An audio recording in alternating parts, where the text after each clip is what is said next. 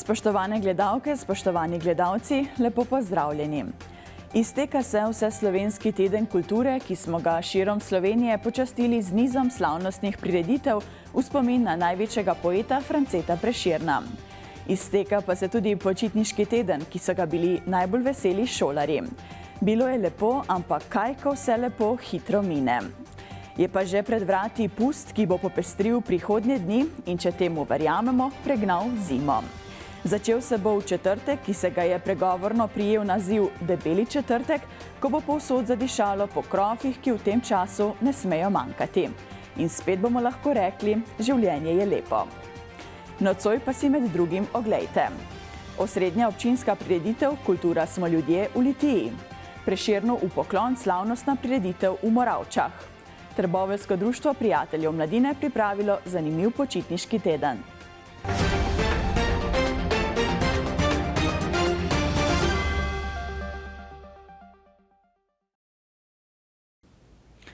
Na predvečer slovenskega kulturnega praznika se je v dvorani Kulturnega centra v Litiji odvila osrednja občinska prireditev Kultura smo ljudje.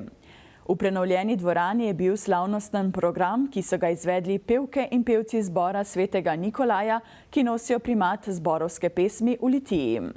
Navzoče je najprej pozdravil litijski župan Franci Rokavec, ki se je vsem zahvalil angažiranim za kulturo. Po prireditvi pa je povedal. Zagotovo moram reči, da je razvoj kulture na izjemno, vsebinski, visoki ravni. Predvsem mislim, da je treba tukaj jasno izpostaviti ljubiteljski del kulture, ki mislim, da ima, tudi tisto največjo srčiko pri razvoju kulture naprej. Pa tudi sicer odkrito povedan, res tisto, kar se dela, se dela iz srca. In to daje kulturi tisto pravo težo, tudi pravo sporočilnost kulture. Naj si bo to na področju zborovskega petja, naj si bo to na področju dramskih skupin, ljubiteljskih skupin, naj si bo tukaj na področju ustvarjanja, naj si recimo glasbeni šoli, knjižnici in tako naprej, ali pa muzeju, je prisoten predvsem ta, tisti res neposreden kulturni navdih, ki vse skupaj druži pri svojem poslanstvu. In res za vse skupaj vsem hvala. Slavnostni govornik je bil evropski poslanec Litijan dr. Klemen Grošelj. V svojem govoru je poudaril, da je skrb, da se bo slovenska kultura stopila v talilnem loncu Evrope odveč, saj o tem odločamo sami. Govor je zaključil s pomenljivim sporočilom, da se moramo vprašati, kdo smo in kam gremo. V svojem nagovoru sem predvsem želel poudariti, da kultura ima različne pojavne oblike, imamo različne vrste kulture, ampak tisto, kar je pomembno, vsaka od teh prispeva k teh kančku slovenske identitete, skozi zgodovino, kar se tudi omenil v samem nagovoru, je kultura in seveda predvsem slovenski jezik se odigrala izredno pomembno vlogo. In tudi v današnjem času predvsem potrebujemo tisto pravo, kulturo, ki nas zbližuje, ki nas poglablja, ki nam daje tisto najboljše, kar je v slovenskem narodu, in da si nikakor ne želimo, da se soočamo s tem, kar vidimo danes pogosto, ta kulturni boj, ki praktično pomeni delitve in ločevanje med nami, med Slovenci. Torej, kulturni praznik izkoristimo predvsem, da se vprašamo, kdo smo, kam gremo, in kultura nam bo tukaj dala mnogo odgovorov, tako kot je bilo to v naši zgodovini. Poudarili ste pa tudi, da se ni treba bati Evrope glede izgube lastne identitete, govora, jezika in tako naprej. Seveda, jaz trdim, da Evropska unija nikakor ne ogroža niti našega jezika, niti naše identitete, niti naše narodne samobitnosti, zato moramo poskrbeti sami. Evropska unija pa nam v tem pogledu predvsem nudi nove priložnosti, da ta naša narodna zavest, naša kultura, tudi naša samobitnost zacvetita. Evropska unija pa nikakor ne predstavlja nikakršne grožnje v tem pogledu, samo na nas je, kako bomo svojo kulturo, identiteto, svojo narodno pripadnost razvijali. Evropa pri tem bo samo pomagala, nikakor tega ne bo ogrožala. Zadnji del prireditve so oblikovali člani zasedbe Bajatelj in z njim navdušili publiko.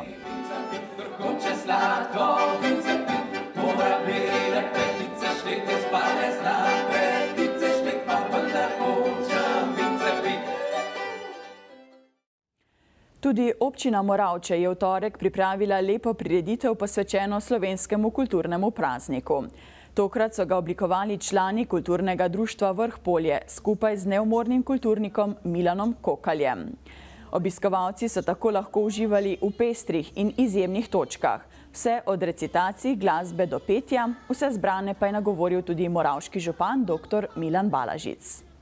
Jaz bi rekel, da glede na to, da je to edinstven praznik, imamo tudi edinstven odnos do tega dneva, kajti ne samo ta dan, ampak celo leto se vrstijo po Moravški dolini različna kulturna praznovanja, dogodki, koncerti.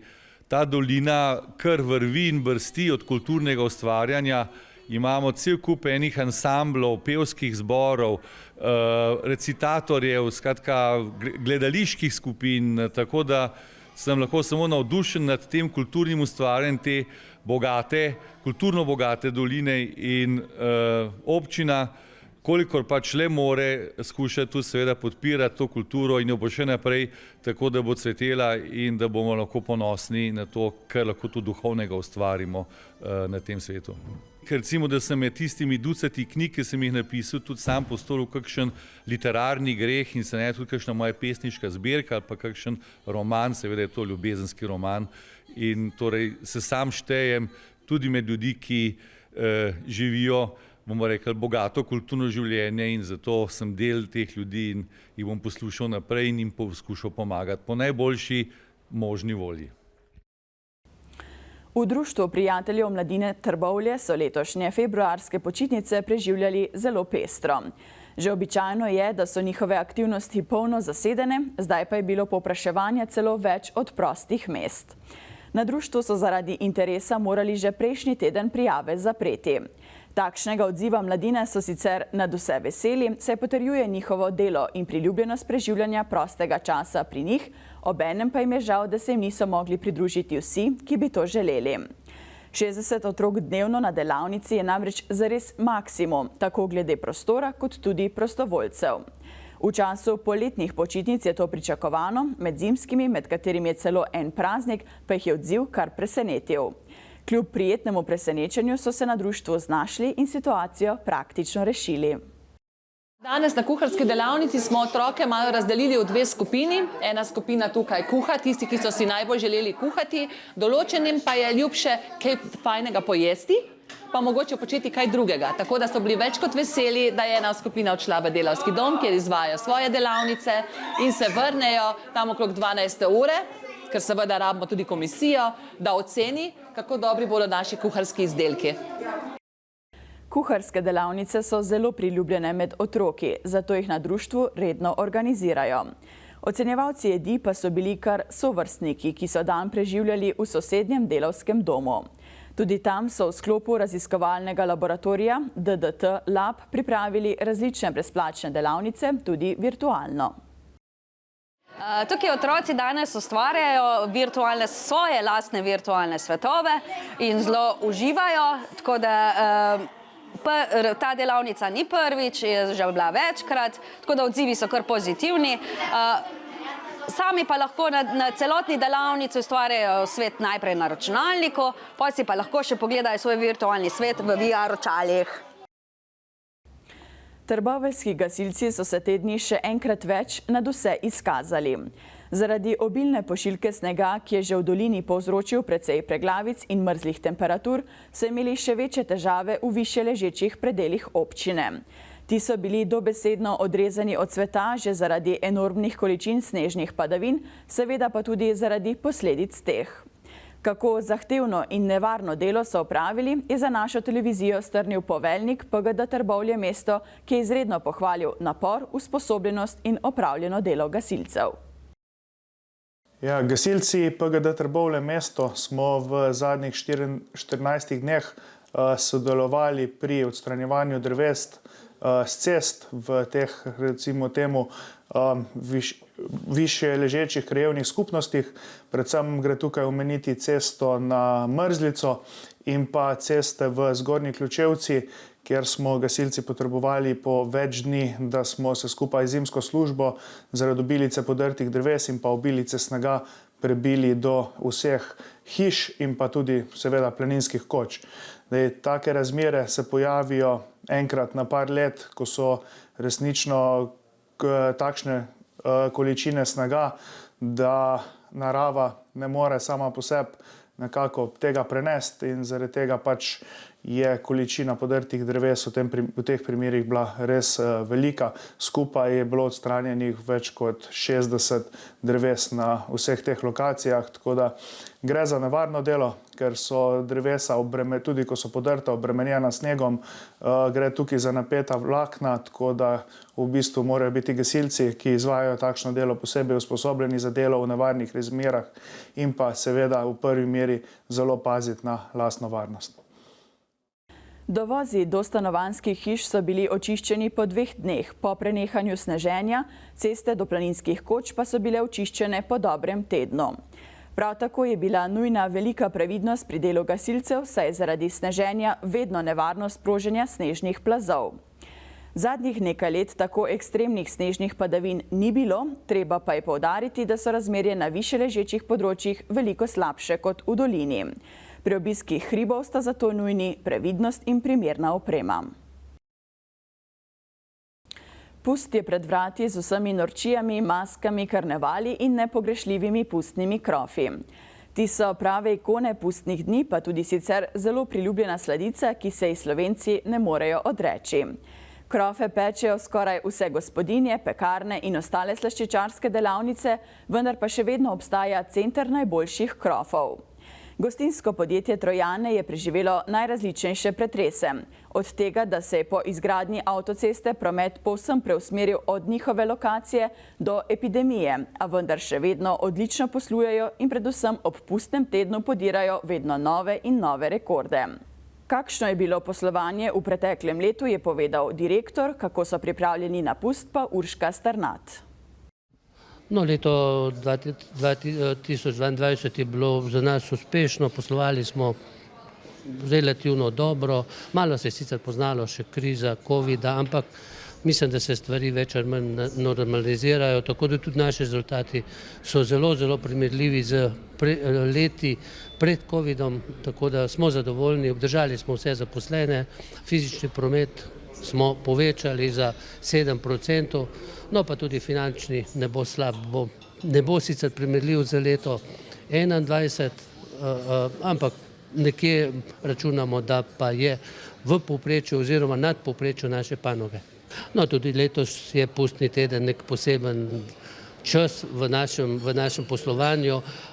Takrat je pač malo drugače, malo razproščeno, krofi so takrat naša glavna dejavnost, tako da ja, se ga veselimo in vsako leto z veseljem čakamo, kakšne rezultate bomo dosegli, no in pa predvsem čakamo naše goste, da pridijo, da pokupijo naše krofe, ki moram reči, da sigurno so med boljšimi oziroma najboljši, vse rezultati lansko leto kaže, da smo jih scvrli in prodali prek skoraj 3 milijone. Ja, priprave so že v polnem teku, dobava sestavin je pospešena, tudi dosti so povečane količine, tako da ja, smo v polni pripravah. V pustnem tednu porabimo kar nekje več kot 10 ton moke, nekje 4 tone rumenjakov, sladkorja, 3 marmelade, vsega gre v ogromnih količinah. Imate pripravljene vse cvrtnike, imate pripravljen kader, seveda tudi to je pomembno. Ja, kader je absolutno že pripravljen na akcijo, tako da cvrtnak imamo pa eden, ki smo ga pred 4 leti zamenjali, tako da je z večjo kapaciteto, tudi čez 1000 litrov olja gre v njega, tako da to je že pripravljeno. Pri vas tole iz leta v leto nekako dosegate nove in nove rekorde pri prodaji. Na kakšen rekord ciljate letos? Ja, vsako leto je nov izziv, ne? Tako da ja, definitivno smo pripravljeni na nove rekorde. Zdaj, kakšni bojo, pa danes težko govorimo. Ja, upamo na magično 20-tico, ali vsaj, ne vem, da se približamo. V teh dneh Litija že dobiva pustno podobo. Tečejo še zadnje priprave na najbolj razigran, vesel in norčav pustni teden, ki bo trajal vse od prihodnjega, ta debelega četrtka, pa do pepelnične srede, ko se bo pusta pokopalo za 1 leto. Osrednja prireditev pustne Litije bo sobotni karneval, na katerem pričakujejo številne pustne skupine, ki se bodo potegovale za nagrade. Te so letos res bogate, saj bo najboljša skupina dobila kar 1000 evrov. Ja, Litijski karneval Povorka kot centralni del je 18. februarja ob 3 popoldne v Litiji. Kar nekaj skupin je že prijavljenih, bi pa ob tej priliki povabila tudi ostale. Se pravi, nekatere skupine se pripravljajo že od jeseni prejšnjega leta, vsako leto pridejo na karneval, počakajo, kakšno temo razpišemo, ker naš karneval je političen. Druge se odločijo tik pred zdajci, večina jih je iz Litije, bi pa povabila tudi gledalke, gledalce iz Zasavja. Še je čas za prijave do 13. februarja, nekaj inovativnosti, ustvarjalnosti, nekaj časa seveda, na koncu pa obilo veselja. Povedala bi tudi to, da občina Litija ponuja vsaki prijavljeni skupini 200 evrov za nagrado za pripravo. Letos pa imamo tudi velike nagrade za najboljše skupine, kar 1000 evrov za najboljšo, 500 za drugo, 300 evrov za tretjo uvrščeno. Vsi, ki pa bojo prišli na karneval, pa lahko glasujejo za skupino po svojem izboru.